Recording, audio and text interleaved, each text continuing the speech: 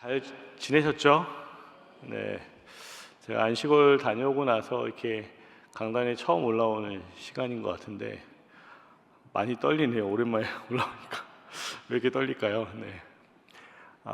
잘 다녀왔습니다. 잘 다녀왔고 하도 인사를 많이 해주셔갖고 그 중에는 좀 살이 찌셨다라는 인사가 많았고 많이 타셨구나 이런 인사가 많았는데 회복 중에 있습니다. 네.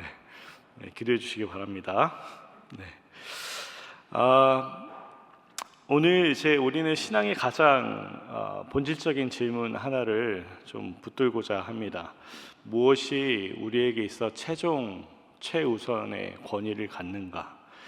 이 질문은 단지 신학적인 토론 주제가 아니고 예배당을 나서는 순간 우리의 일상, 우리의 가정, 또 직장과 우리의 삶의 모든 정황 속에서 심지어 우리가 돈을 벌고 어떻게 사용할 것인가에 대한 삶의 모든 영역에서 실제로 무엇을 따라서 결정하는지를 가르는 기준이 되는 것이죠. 사람들은 각자 다른 것에 권위를 두고 살아갑니다. 어떤 분은 자기의 경험을 권위로 삼기도 하고, 그렇기 때문에 나는 이렇게 살아왔어, 그래 이게 맞아 라고 말씀하시는 분들이 계시고, 또 어떤 분들은 학문과 지식을 권위로 삼죠. 야, 과학이 그렇게 증명했잖아, 그러니까 이게 진리지. 또 어떤 분들은 전통과 어떤 다수의 여론을 권위로 삼습니다. 다들 그렇게 하니까 나도 그렇게 하는 거야, 뭐 이런 것 말이죠. 그러나 사랑하는 여러분, 교회는 또 우리 성도들은 항상 그 최종 권위가 정해져 있죠.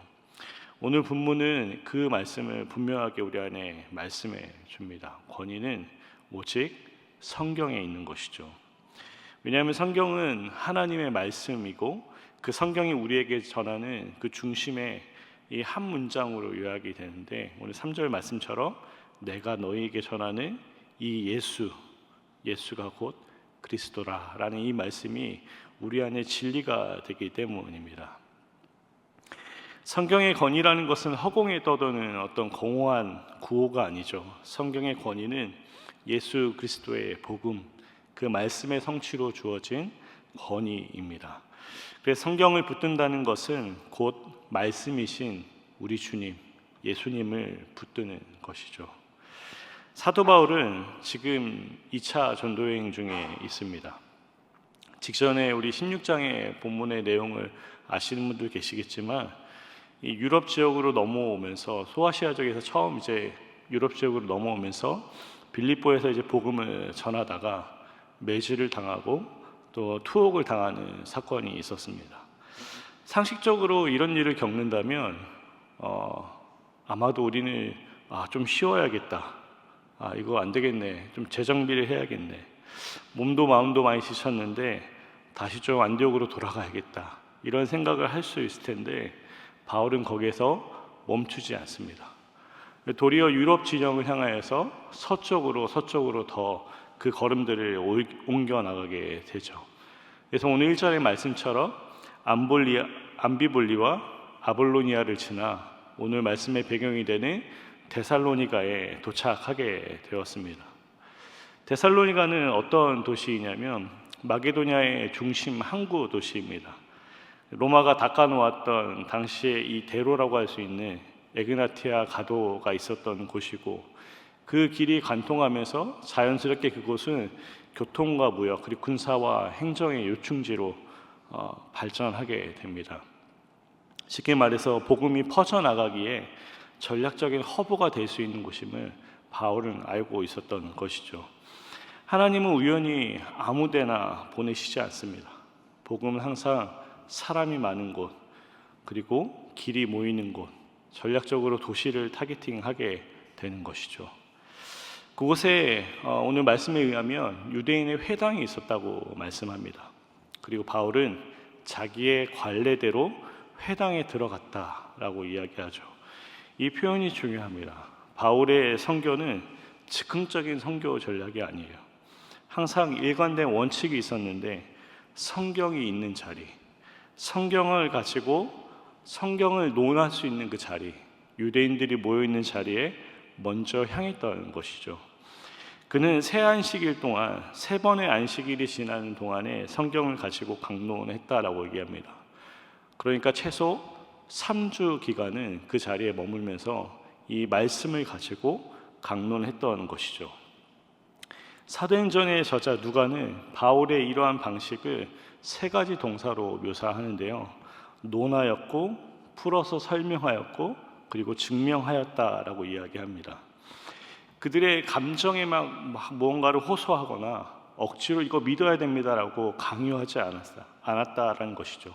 말씀을 열어서 성령께서 조명하여 주시기를 바라며, 바울은 구약 성경에 유대인들이 이미 다 알고 있는 그들의 역사를 통하여서 이성적으로 논리적으로 설득해 나갔던 것입니다. 그리고 그 논증은 한 결론으로 수렴이 되었던 것이죠. 내가 너희에게 전하는 이 예수가 곧 누구시라고요? 그리스도라. 여러분, 이 배경이 오늘 설교의 흐름을 사실상 요약하는 장면입니다. 성경에 항상 출발점이 되어야 된다. 그리고 성경이 그리스도의 고난과 부활을 중심으로 항상 예수님을 중심으로 말하고 있다라는 것. 그리고 그렇기 때문에 예수는 그리스도이시다.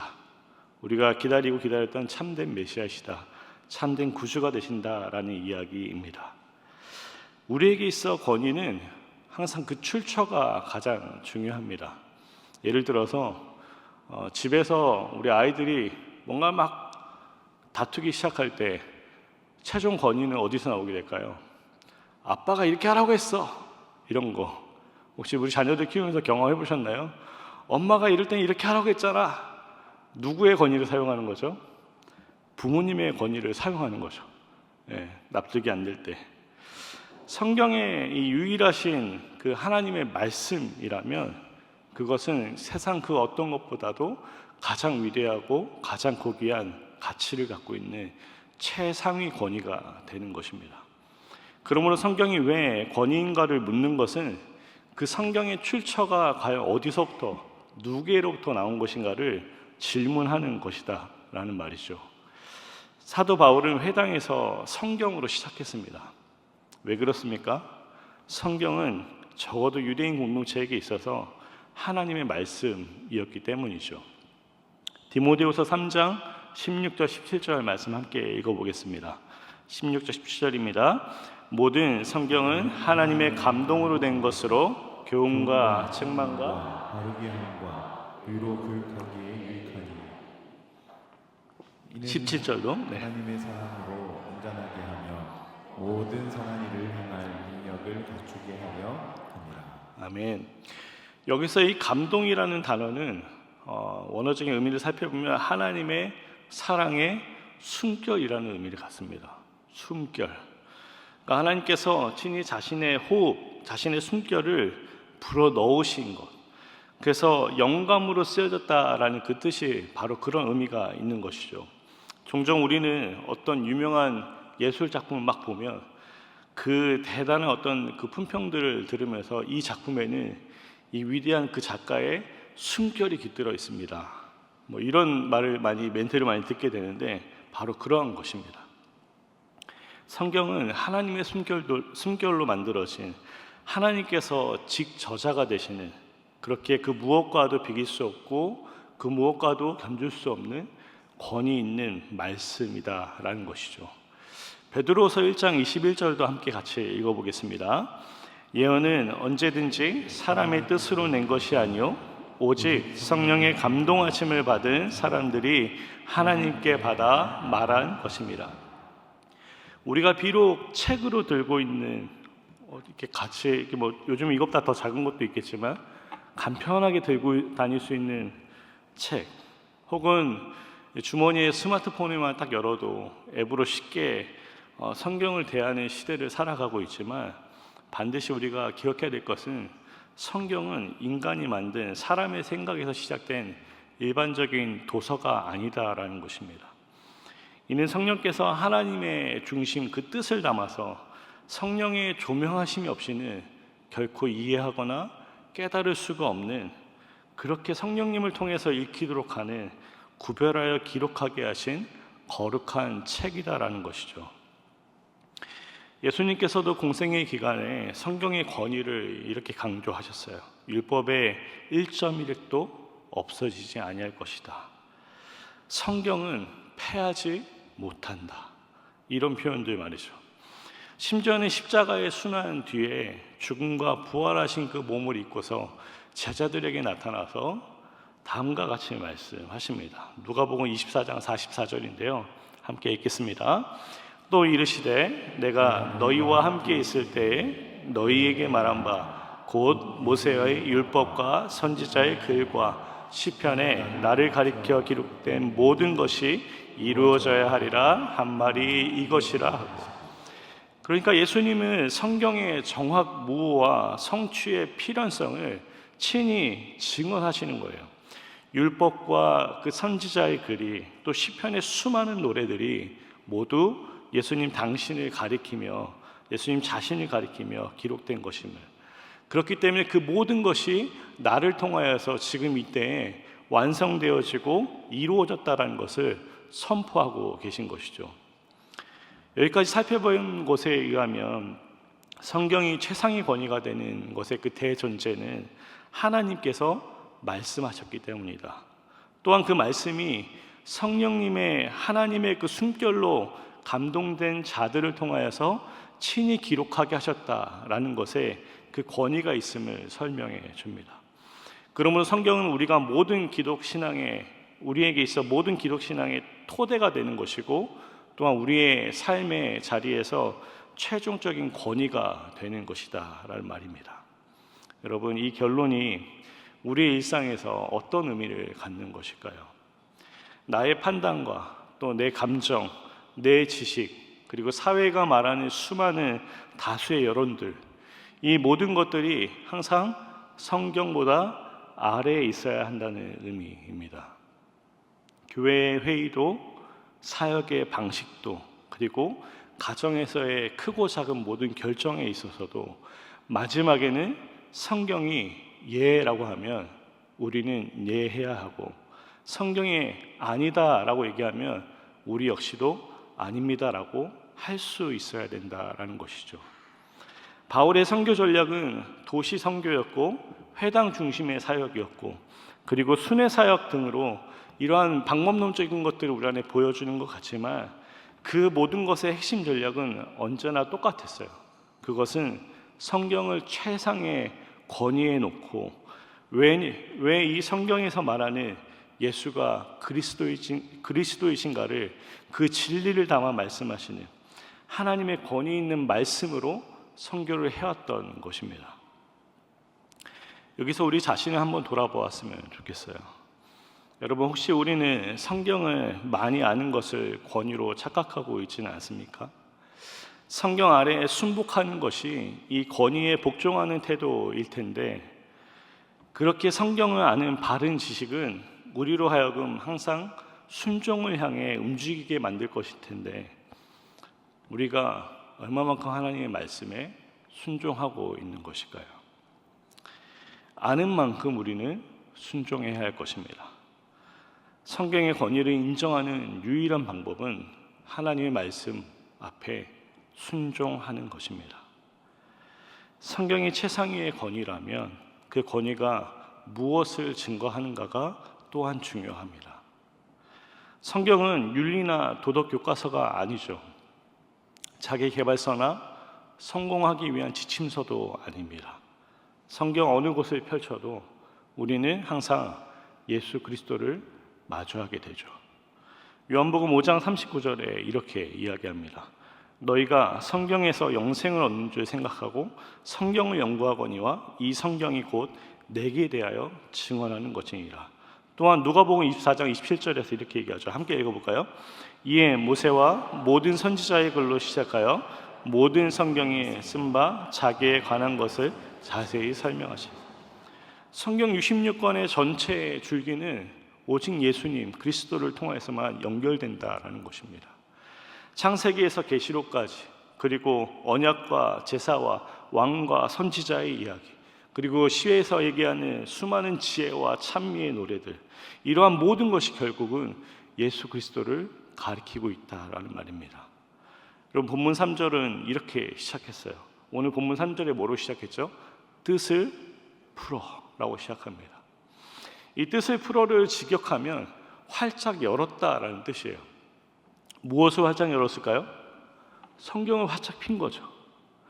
성경을 활짝 열어서 바울이 성경을 열고 이 본문의 맥락 속에서 그리스도께 연결하여서 해석하고 증명했다라는 것이에요.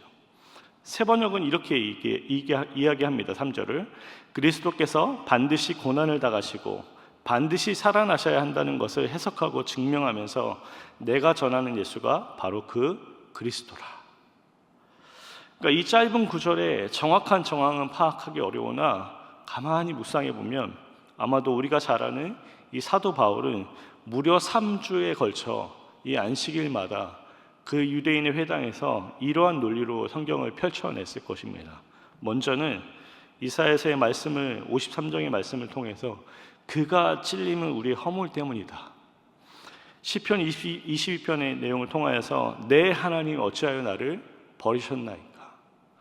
시편 16편을 통하여서 주의 거룩한 자로 썩음을 보지 않게 하십니다. 그러니까 예수님의 대속의 고난과 십자가의 헌장과 그리고 부활의 약속이 어떻게 예수님의 이 십자가의 순환 통하여서 부활까지 어떻게 이것이 성취되었는지를 아마 바울은 3번의 안식일 동안 그들과 계속 만나면서 설파했을 것입니다. 그리고 이렇게 결론을 짓게 되는 것이죠. 우리가 그토록 기다렸던, 그렇게 사모했던 그 메시아는 이 약속의 말씀과 같이 반드시 고난을 받으시고 죽으시고 그것이 끝이 아니라 부활해야 합니다. 예수께서는 그 모든 예언을 성취하셨습니다. 그러므로 예수님께서 그리스도가 되십니다. 여러분, 우리가 여기서 붙들어야 될 진리가 있어요. 성경의 권위는 곧 예수 그리스도의 권위와 같다라는 것입니다. 성경을 믿는다는 것은 곧 예수님을 믿는다라는 것입니다. 성경을 벗어나지 않는다라는 것, 성경보다 앞서지 않는다라는 것이 곧 그리스도의 주되심을 인정해드리는 우리의 신앙 고백적 행위다라는 것입니다. 그러나 혹시라도 우리 중에 예수님을 믿는다고 하면서 성경의 권위 아래 들어가길 주저하고 그리스도를 진정으로 주로 모신다고 하면서 성경을 최종 권위로 모시지 않고 성경을 읽지 않고 성경이 말씀하시는 대로 살아가지 않는 우리의 모습들이 있지는 않을까요? 우리 아까 3절 말씀 세번역 성경을 한번 봤는데요. 한 번 더 다시 한번 읽어봤으면 좋겠습니다. 한 번 더 같이 읽겠습니다.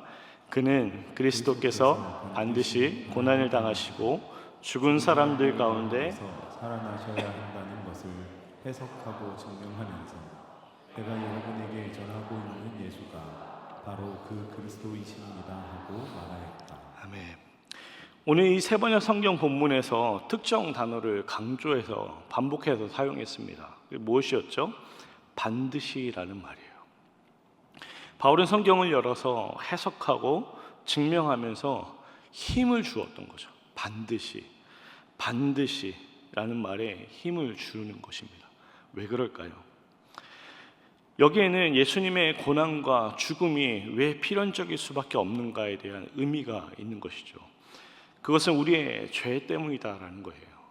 죄는 단순한 실수가 아니라 하나님께 대한 반역을 의미하고 그렇기 때문에 반드시 대가를 지불해야 되는데 죄인된 우리가 그것을 치를 수 없기 때문에 반드시 예수님의 이 대속의 은혜가 필연적으로 있을 수밖에 없다라는 것이죠. 하나님은 사랑이시지만 동시에 거룩과 공의의 하나님 되십니다. 그렇기 때문에 거룩은 죄를 용납하지 않고 또 반대로 사랑은 그 죄인을 포기하지 않는 이 하나님의 속성이 여기에 담겨져 있는 것이죠. 하나님은 사랑과 공의가 이 만나는 그 길에 이 대속의 십자가를 세우시고 계셨던 것입니다. 그 길의 중심에 예수님께서 달려있는 그 십자가가 있는 것입니다. 그렇다면 우리는 이 부활도 이 십자가의 죽음 앞에, 죽음 이후에 필연적으로 올 수밖에 없다라는 것을 이 말씀을 통해, 이 반드시라는 단어를 통해 우리는 깨닫게 됩니다. 십자가의 대속이 참되다는 것이 하나님의 공적으로 확증하신 사건이 바로 이 부활 사건이기 때문입니다. 부활은 하늘에서 우리를 향하여서 죄 없다 여기는 하나님의 인정이 되는 것입니다. 그 구원이 우리에게도 성취가 되었다라는 것이죠.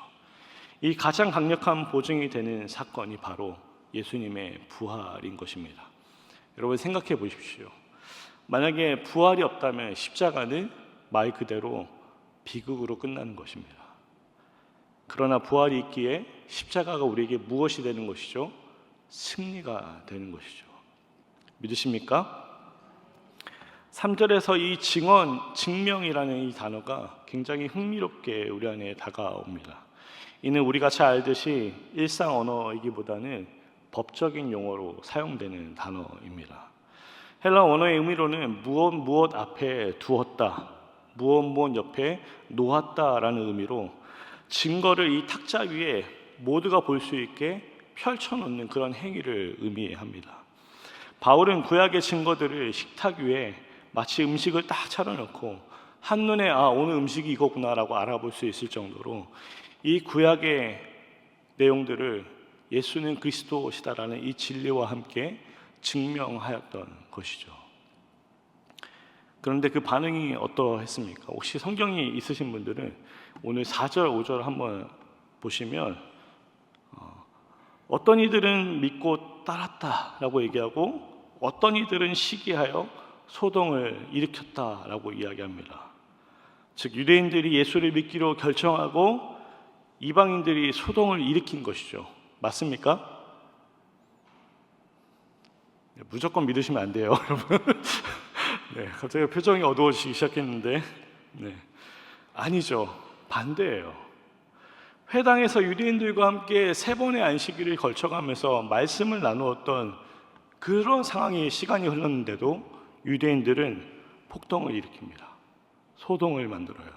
그런데 아이러니하게도 이 헬라인들이, 이방인들이 이 바울의 전하는 말씀을 듣고 주님을 믿게 되는 사건이 벌어집니다. 왜 성경을 가진 유대인들은 바울이 전한 이 복음을 거부했을까요?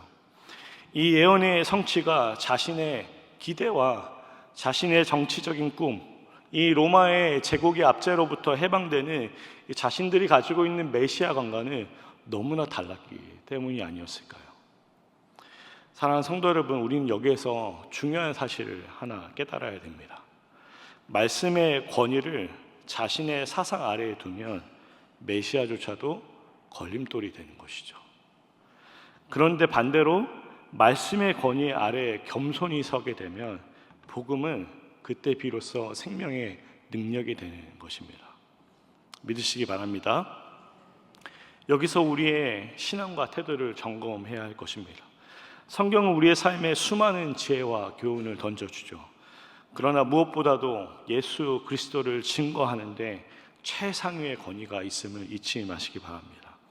그래서 우리는 듣기 좋은 구절에만 아멘, 아멘, 은혜롭다, 아멘 이렇게 할 것이 아니라 우리의 심령을 후벼파고 찌르기에 정말 듣기 불편할지라도 우리를 책망하며 회개를 일으키는 그런 말씀에 우리는 보다 적극적으로 아멘하며 응해야 할 것입니다. 여러분, 이 선택적 순종은요 사실상 불순종과 같다라는 것을 기억하시기 바랍니다.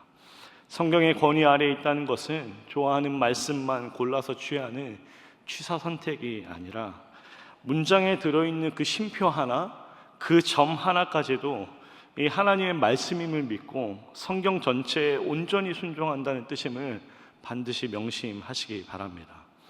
사랑하는 성도 여러분, 여러분의 신앙의 여정에서 힘든 시기를 지날 때 떠올려 보십시오. 적어도 그 순간만큼은 이 십자가와 부활이 추상적인 교리가 아님을 발견하게 됩니다. 죄책감으로 숙여진 이 얼굴을 들어 올리는 소망이 되고요, 상실의 이 어두운 긴 터널을 뚫고 걸음을 뛰게 하는 놀라운 능력과 힘이 되기도 하고, 죽음의 그림자 앞에서 흔들리지 않게 하는 이 확신의 말씀, 진리가 되는 것입니다. 이 모든 것이 우리에게 허락된 예수 그리스도의 복음, 그 십자가의 부활의 승리로부터 나오는 것입니다. 그러니 교회가 무엇을 다 이뤄도 그리스도의 십자가와 이 부활이라는 이 복음만큼은 이뤄서는 안 되는 것이죠. 성도의 삶도 마찬가지 아닐까요? 삶의 중심에 이 설교와 찬양과 기도의 중심은 언제나 예수 그리스도, 예수님의 그 복음이어야 합니다. 무더운 여름이 가고 가을이 오면 추수할 시기가 오죠. 우리도 11월이면 이 영적 추수기를 맞이해서 좋은 이유 초청잔치를 갖습니다. 우리가 지나왔던 것처럼 예수 그리스도의 이 복음이 절실하게 필요한 자들에게, 우리 이웃들에게 누군가는 예수님을 소개하고 전해주어야 하는데, 여러분 혹시 나는 못해, 나는 입술이 아둔한 자라서 안 돼, 나는 삶이 안 돼, 이러고 있지 않으십니까? 저와 여러분이 받아 누렸던 이 예수님의 십자가와 이 부활이, 이 필연적인 놀라운 이 복음이 우리의 삶에 그렇게 다가왔다면 다른 그 누군가에게도 성경의 이 놀라운 진리가, 이 십자가와 부활의 사건이 복음으로 들려질 수 있습니다. 더 이상 성경이 이야기로 남아 한편의 설교거리로 전락하지 않도록 힘써 복음을 전하는 우리 모두가 되시기를 예수님의 이름으로 간절히 소원합니다. 성경의 권위 아래에 있다는 것은요, 바울이 그리하였던 것처럼 복음을 전하는 것이 내재되어 있습니다. 우리가 아는 진리를 나누지 않는다면요, 고인물처럼 그 복음은 썩어지고 문드러지고 냄새가 나고 벌레가 나기 시작할 것입니다. 힘써 성경과 성령으로 복음의 전달자로 살아가는 살아있는 그리스도인이 되어주시기를 예수님의 이름으로 간절히 소원합니다. 말씀을 좀 맺겠습니다. 먼저는 성경이 가진 권위의 근거는 해석의 완전성이 아니라 그 출처에서 근거한다라는 것입니다. 성경의 권위는 우리가 완벽히 해석해서가 아니라, 우리가 탁월하게 설교하고 논증을 할 수 있어서가 아니라 그 자체가 하나님의 말씀이시기 때문입니다. 그렇게 우리는 겸손하게 배우고 이 본문의 문맥과 성경 전체에 순복하는 것이죠. 시간상 자세하게 살펴볼 수는 없는데, 이 사도행전 17장 후반부에 가면 이 데살로니가를 지나서, 데살로니가 맞죠? 갑자기 헷갈리네. 데살로니가를 지나서 베레아로 바울이 전도여행을 가게 되죠. 잠시 잠깐 머물렀던 이 베레아에서 하나님의 말씀을 전해들은 이 놀라운 이 사람들의 반응을 우리는 보게 됩니다. 여러분, 말씀의 출처가 하나님이시기 때문에 말씀이 그 지역에서 어떤 사역자가 없다 할지라도 일하시는 것이죠. 두 번째로 성경의 핵심이 곧 예수님의 십자가와 이 부활이 교회의 시대와 문화를 넘어서 어떤 공적 규범으로 동일하게 고백해온 진리다라는 것이에요. 여러분, 1세기 이후에 오랜 역사와 전통 그리고 신학 연구와 공회를 거치면서 해석의 성경을 해석하는 주변부는 굉장히 많은 진통을 겪어왔습니다. 그런데 놀랍게도 이 복음의 중심, 언제나 이 그리스도의 십자가와 그 순환과 죽음과 이 놀라운 부활의 사건은 항상 동일했다라는 것이죠. 성경이 갖는 권위의 불변성을 바로 이 복음이 보장해 주는 것입니다. 그리고 마지막으로는 이 성경의 권위는 오직 성령을 통해서만 해석할 수 있다라는 것입니다. 여러분, 우리 고린도전서 2장 12절에서 14절 말씀인데요, 마지막으로 이 말씀을 좀 읽어봤으면 좋겠습니다. 함께 있습니다. 우리가 세상의 영을 받지 아니하고 오직 하나님으로부터 영을 받았으니 이는 우리로 하여금 하나님께서 우리에게 은혜로 주신 것들을 알게 하려 하십니다. 우리가 이것을 말하거니와 사람의 지혜가 가르친 말로 아니하고 오직 성령께서 가르치신 것으로 영적인 일은 영적인 것으로 분별하느니라. 육에 속한 사람은 하나님의 성령의 일들을 받지 아니하나니 이는 그것들이 그에게는 어리석게 보이며 또 그는 그것들을 알 수도 없나니 그러한 일은 영적으로 분별되기 때문입니다. 아멘. 성경의 권위는 인간의 지혜와 가르침으로 분별할 수 있는 것이 아니기 때문에 오직 하나님으로부터 온 영, 그리고 성령께서 말씀을 우리 안에 깨닫게 하시고 우리의 신앙과 교회를 그 복음의 중심에서 벗어나지 않도록 계속해서 일하시고 인도하고 계시다라는 것을 믿으시기 바랍니다. 그러므로 우리는 이 공동체 안에서 성령의 도우심으로 성경 아래 해석하고 분별해야 할 것입니다. 권위는 여전히 성경에 있다. 해석자는 그 권위 아래 서서 성령님을 기대고 의존하며 조명하심을 기대할 수밖에 없는 자리에 있다라는 것이죠. 사랑하는 성도 여러분, 성경의 권위 아래 자리하시기 바랍니다. 말씀보다 앞서지 마시기 바랍니다. 오직 성령의 도우심으로 분별하시고 말씀 앞에 성실히 머물러 살아가고, 그래서 예수로 충만하여지고 복음을 증언하지 않고서는 도저히 버틸 수가 없는 성경의 사람이 되시기를 우리 주 예수님의 이름으로 축원합니다.